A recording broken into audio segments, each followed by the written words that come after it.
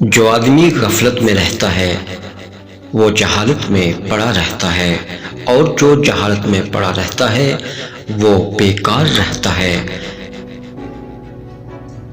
جب کسی شخص کی عقل کامل ہو جاتی ہے تو اس کی گفتگو میں کمی آ جاتی ہے۔ فرمایا کہ جو آدمی دوسرے لوگوں کے عیب تلاش میں رہتا ہے اللہ تعالیٰ اس کے عیب ظاہر کر دیتا ہے۔ امام علی فرماتے ہیں قریبی رشتہ داروں کی عداوت بچھو کے ڈسنے سے زیادہ درد پہنچاتی ہے۔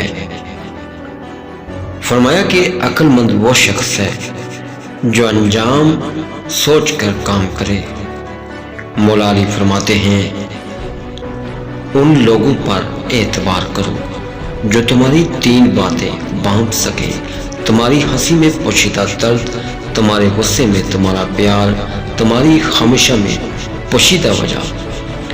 رزق کے پیچھے اپنا ایمان خراب مت کرو، کیونکہ رزق انسان کو ایسے تلاش کرتا ہے جیسے مرنے والے کو موت۔